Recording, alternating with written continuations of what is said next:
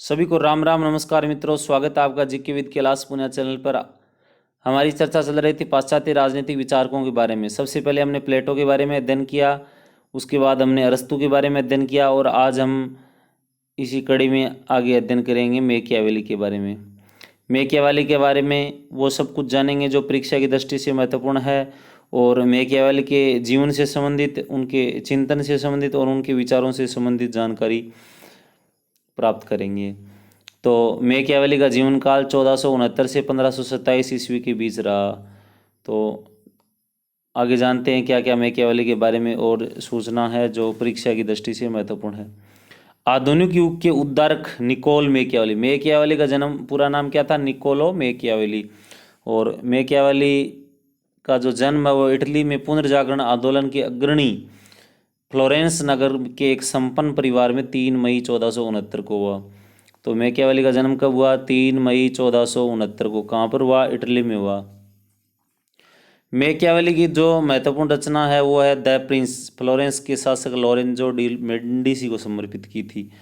अब यहाँ से प्रश्न क्या बनता है कि मैकियावेली का जन्म कब हुआ? 3 मई 1469। मैकियावेली का जन्म कहाँ हुआ? इंग्लैंड में हुआ।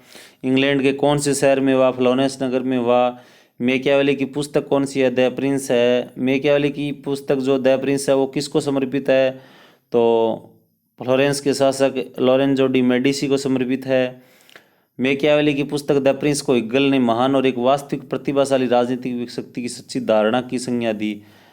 तो द प्रिंस को सबसे महान पुस्तक किसने बताया? हिगल ने बताया। तो ये भी ध्यान रखना है। जो मैकियावेली के विचारों की जो पृष्ठभूमि है, जो मैकियावेली के जो विचारों का मेन आधार है, उनके बारे में हम देखेंगे। मैकियावेली के यूरोप में तेजी से राजनीतिक परिवर्तन हो रहे थे। जो मैकियावेली का जन्म हुआ था उस टाइम में इटली में पुनर्जागरण का काल चल रहा था और पुनर्जागरण में जो सबसे आगे बढ़ चढ़ के जिस शहर के लोग सक्रिय थे वो फ्लोरेंस नगर था और उसी शहर में मैकियावेली का जन्म भी हुआ था।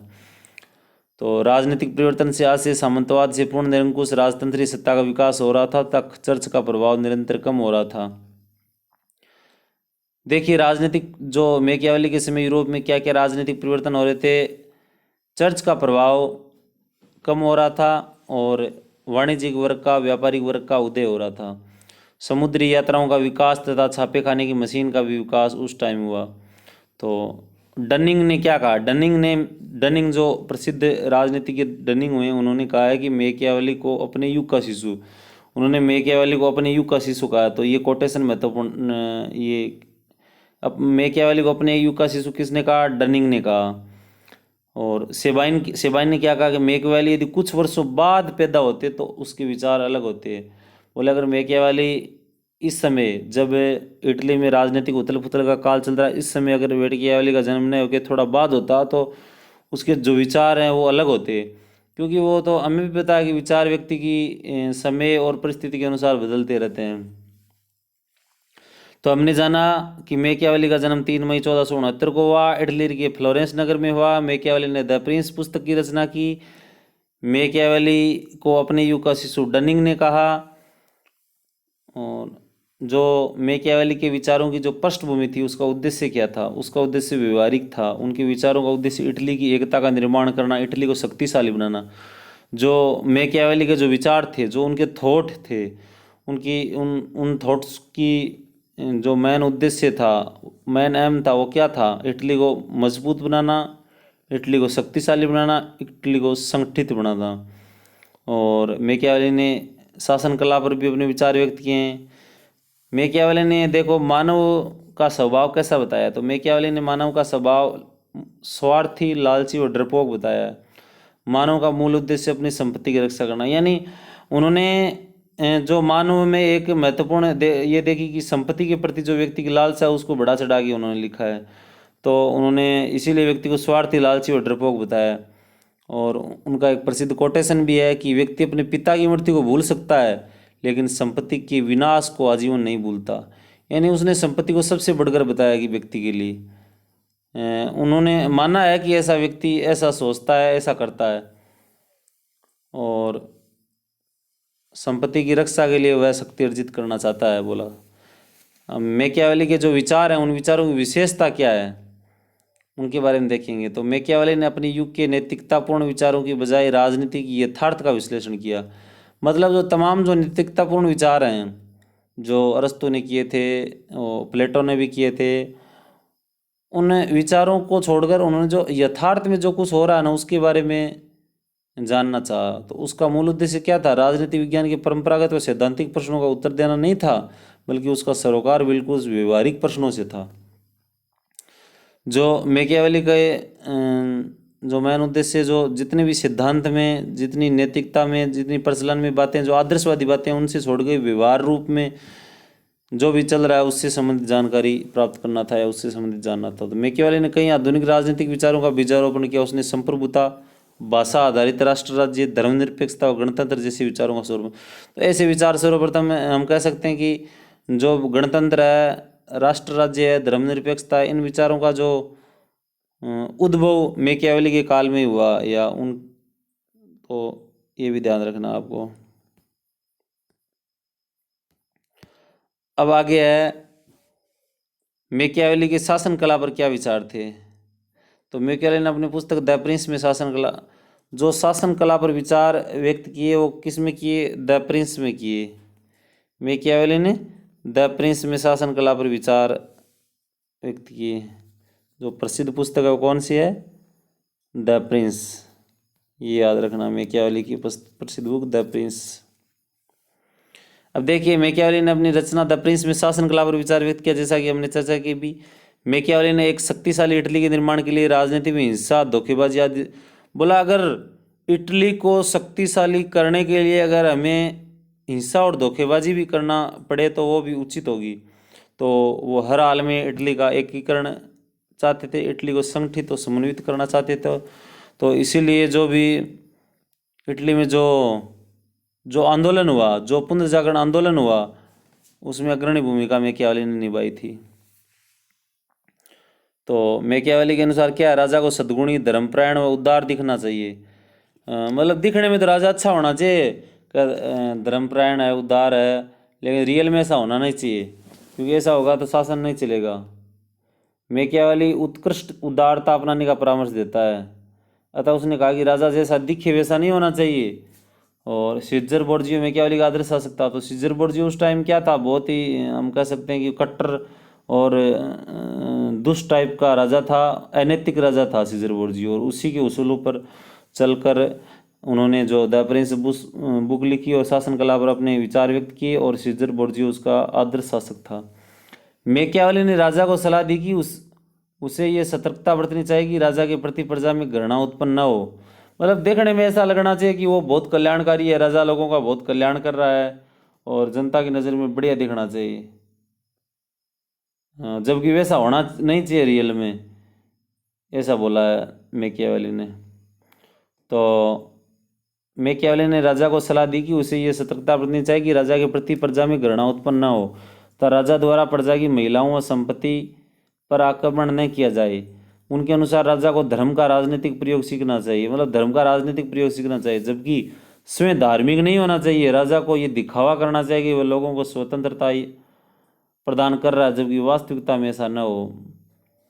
यानी जनता के सामने जो हमें बातें करनी है, बड़ी बड़ी उदारता संबंधी बातें और धर्मपरायणता संबंधी बातें, वो रियल में वैसी होनी नहीं चाहिए, उनका ये कहना है। और जो मैकियावेली के राज्य की सुरक्षा से संबंधित विचार थे, इसके लिए मैकियावेली ने जो राज्य की स्थायी सेना रखने के लिए कहा है और अस्थायी सेना का या भाड़े की सेना का समर्थन नहीं किया है। और इसके लिए जो पुस्तक है उसका नाम the art of war, the art of war में उसका पूरा वर्णन भी किया, the art of war, art of war. अतः हम कह सकते हैं कि पहली पुस्तक द प्रिंस जिसमें शासन कला पर विचार है, दूसरी पुस्तक द आर्ट ऑफ वार जिसमें राज्य की सुरक्षा व सेना संबंधित विचार है। इसके बाद है मैकियावेली का सद्गुण भाग्य। मैकियावेली के अनुसार राजा को सद्गुण का सहारा लेना चाहिए, राजा सद्गुणी अच्छे गुण करने गुण वाला होना चाहिए, भाग्य का नहीं लेना चाहिए, भाग्य के भरोसे नहीं बैठना चाहिए। शक्ति द्वारा विपरीत परिस्थितियां भी नियंत्रित की जा सकती है। तो शक्ति, अगर राजा के पास अगर शक्ति होगी तो विपरीत परिस्थितियां भी नियंत्रित की जा सकती हैं। तो ये उससे भाग्य से, सद्गुण और भाग्य से संबंधित उनके विचार थे। तो बर्लिन के अनुसार राजनीतिक व नैतिकता का संबंध, नैतिकता के दो मानदंड। बर्लिन ने जो बताया है कि मैकियावेली किस प्रकार की सोचते थे, उनके क्या राजनीति व नैतिकता संबंधी जो विचार थे उनके बारे में बताया। तो बर्लिन की रचना कौन सी है? The originality of Machiavelli, the originality of Machiavelli, Machiavelli की वास्तविकता। मैकियावेली के विचार में शक्ति राजनीति का विचार पाया जाता है। मैकियावेली के विचार में क्या शक्ति राजनीति का विचार पाया जाता है? उसने राजनीति को धर्म से पृथक कर दिया है, मतलब धर्म को महत्व कम दिया है, दुरुपयोग झलकता है इनकी बातों में धर्म का। उसने राजनीति व नैतिकता के मध्य नवीन संबंधों का निर्माण किया, राजनीति और नैतिकता के संबंध में जो मध्य में नवीन संबंधों का निर्माण किया। मैकियावेली के अनुसार राजा पर नैतिक मानदंड लागू नहीं होते, यदि राजा नैतिक मानदंडों से बंधा होगा तो उसके लिए हानिकारक है। बोला अगर राजा ही नैतिक मानदंड लगा के बैठेगा तो प्रजा का कैसे ख्याल रखेगा, प्रजा कैसे चलाएगा? तो राजा को ज़्यादा नैतिकता पर ध्यान नहीं देना चाहिए। नैतिकता के मानदंड आम व्यक्तियों पर लागू होते हैं और आम व्यक्तियों पर इसको लागू करना चाहिए। उसने नैतिकता की नई परिभाषा देते हुए कहा कि शासक द्वारा राज्य को शक्तिशाली बनाने के लिए किया गया कोई भी कार्य नैतिक है, यानी वही कार्य नैतिक है जो राजा को शक्तिशाली बनाने में सहयोग करता है। अब धर्म और राजनीति संबंधी क्या विचार थे? तो मैकियावेली ने धर्म और राजनीति में स्पष्ट विभाजन किया। मैकियावेली ने पंथ निरपेक्ष राजनीति का आधार रखा है।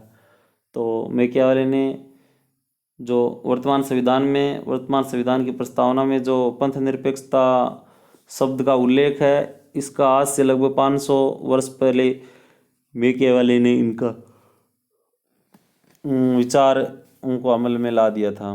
जो पंथ निरपेक्षता, यानी किसी भी धर्म को विशेष मान्यता न देते हुए सभी धर्मों को समान मानना, पंथ निरपेक्षता का द्योतक है। मैकियावेली ने चर्च व राज्य के मध्य पूर्ण पृथक्करण का समर्थन किया, मतलब चर्च व राज्य अलग अलग होने चाहिए, एक ही नहीं, क्योंकि चर्च इटली में एकता पैदा करने में समर्थन नहीं है एवं अन्य शक्तियों को भी एकता उत्पन्न करने में बाधा उत्पन्न कर रहा है। चर्च को बहुत कम महत्व दिया, कहने का मतलब ये। तो मैकियावेली चर्च का प्रबल विरोधी था, लेकिन वो धर्म का विरोधी नहीं था, चर्च का विरोधी था वो। तो मैकियावेली ने इटली के नैतिक अपकर्ष के लिए चर्च को जिम्मेदार माना। अगर बोला अगर इटली में नैतिक पतन है तो वो किस चर्च के कारण है, ऐसा मैकियावेली ने कहा। तो मैकियावेली की शासन पद्धति क्या है? द डिस्कोर्सेज में मैकियावेली ने स्वतंत्रता का भी समर्थन किया। तो एक और पुस्तक है द डिस्कोर्सेज, उसमें किसने स्वतंत्रता का समर्थन किया? पहली पुस्तक है द प्रिंस, उसने शासन कला पर विचार। बाद में है द आर्ट ऑफ वार, उसमें राज्य की सुरक्षा के लिए नागरिक सेना का समर्थन। और अब तीसरी है द डिस्कोर्सेज, उसमें मैकियावेली ने स्वतंत्रता का भी समर्थन किया। तो अलग अलग हैं, ये मिलान करने से संबंधित है। एक तरफ ये जितने भी दार्शनिक हैं, पाश्चात्य विचारक, वो दे दिए जाएंगे, और दूसरी तरफ उनकी जो कीवर्ड है, उन्होंने क्या कहा, मुख्य तौर पे किस पे जोर दिया, वो दे दिया जाएगा, और मिलान करने से संबंधित प्रश्न आ जाएगा। तो इसको ध्यान से पढ़ना है। द डिस्कोर्सेज में क्या कहा है कि प्राचीन रोम में स्वतंत्रता सभी के लिए उपलब्ध थी, इसलिए विधि निर्माता का एक कर्तव्य है कि वह स्वतंत्रता को संरक्षित करे। मैकियावेली ने अपनी पुस्तक द प्रिंस तथा द डिस्कोर्सेज में शासन पद्धति का वर्णन किया, और द प्रिंस में तो किया ही किया था, द डिस्कोर्सेज में भी शासन पद्धति पर विचार पद्धति का वर्णन किया। द प्रिंस में शक्तिशाली राजा का समर्थन किया है, द डिस्कोर्सेज में गणतंत्रीय राज्य का समर्थन किया है। द डिस्कोर्सेज में तो गणतंत्रीय राज्य और द प्रिंस में शक्तिशाली राज्य का।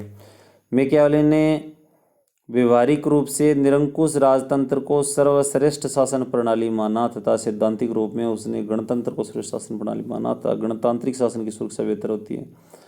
मैकियावेली ने वैसे तो बोला कि निरंकुश राजतंत्र सबसे बढ़िया होता है, लेकिन गणतंत्र व्यवस्था भी बढ़िया होती है, क्योंकि उसमें क्या होता है, शासन की सुरक्षा बढ़िया हो सकती है। तो उसने कहा कि आम नागरिकों का सामूहिक विवेक एक व्यक्ति के विवेक से ज़्यादा महत्वपूर्ण है।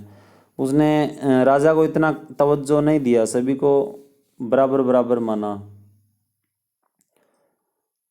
अब आगे क्या है कि उसने कहा कि आम नागरिकों का सामूहिक विवेक एक विवेक व्यक्ति के विवेक से ज़्यादा महत्वपूर्ण होगा, हमने पढ़ लिया। उसने स्पष्टता कहा कि गणतांत्रिक श्रेष्ठ शासन होता है, लेकिन यदि उन्हें समाजों में लागू हो सकता है जहाँ व्यक्ति सद्गुणी, यानी जहाँ लोग अच्छे होंगे, जहाँ लोग अच्छे गुणों से परिपूर्ण होंगे, वहीं गणतांत्रिक व्यवस्था लागू की जा सकती है। उसके अनुसार स्विट्जरलैंड जैसे देश में ये प्रणाली लागू की जा सकती है, क्योंकि वहाँ के व्यक्ति सद्गुणी हैं और वहाँ की जनसंख्या भी कम है। अब मैकियावेली की शक्ति संबंधी क्या विचार थे? तो मैकियावेली के विचारों में शक्ति राजनीति का समर्थन किया गया है। मैकियावेली ने शक्ति राजनीति का समर्थन किया है। मैकियावेली ने केंद्रित शक्ति का समर्थन किया। शक्ति को बढ़ाने के लिए बल का प्रयोग अंतिम, बोला अगर आपको शक्ति बढ़ानी है, अगर आपकी शक्ति में कोई डिस्टर्बेंस कर रहा है तो वो अंतिम प्रयोग के रूप में उसको उपयोग करना चाहिए, नहीं कि फर्स्ट बार में। हिंसा का प्रयोग शीघ्रता से करना चाहिए, अगर जरूरत पड़े तो हिंसा का प्रयोग शीघ्रता से करना चाहिए, ऐसा बताते हैं। हिंसा का प्रयोग बराबर एवं त्वरित रूप में करना चाहिए। मैकियावेली ने किसी भी साधन का प्रयोग करके शक्ति अर्जित करने, मतलब मैकियावेली ने कहा है कि साम दाम दंड भेद कैसे भी हो, शक्ति अर्जित होनी चाहिए। मैकियावेली के लिए शक्ति अर्जन ही राजनीति का मूल उद्देश्य है, मतलब राजनीति का मूल उद्देश्य इन्होंने क्या बताया, शक्ति का अर्जन करना। तो मैकियावेली का जो मूल उद्देश्य है वह शक्ति को अर्जन करना, प्राप्त करना। उसने इटली को शक्तिशाली बनाने के लिए नागरिक सेना बनाने का समर्थन किया है। नागरिक सेना बनाने का समर्थन किया, यानी भाड़े की सेना को उन्होंने मना किया और नागरिक सेना बनाने का समर्थन किया, और द आर्ट ऑफ वार में इसका उल्लेख भी है। मैकियावेली में आधुनिक राजनीतिक विचारकों का शुरुआती बीज पाया जाता है। उसने संप्रभुता, भाषा आधारित राष्ट्र राज्य, धर्मनिरपेक्षता व गणतंत्र जैसे राजनीतिक विचारों की रूपलाइन रखी। तो उनके विचार शक्ति से संबंधित ये थे।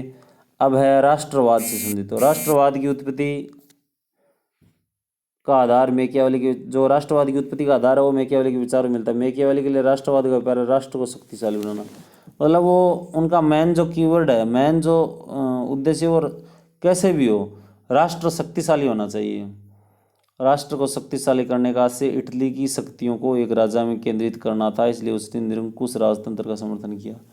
मतलब वो जो तमाम जो शासन व्यवस्था है, जो राज है, वो केवल एक ही राजा के हाथ में देना चाहता था, निरंकुश राजतंत्र का समर्थन करता था।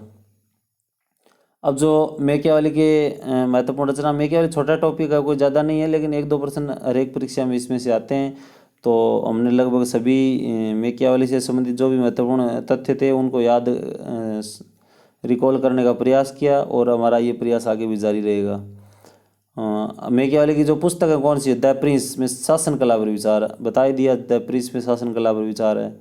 द डिस्कोर्सेस में लोकतंत्र एवं स्वतंत्रता का उल्लेख है। द आर्ट ऑफ वार में नागरिक सेना के निर्माण का उल्लेख है। नागरिक सेना मतलब स्थायी सेना, वहाँ के स्थानीय नागरिक द्वारा जो सेना में भर्ती की जाती है नागरिक सेना।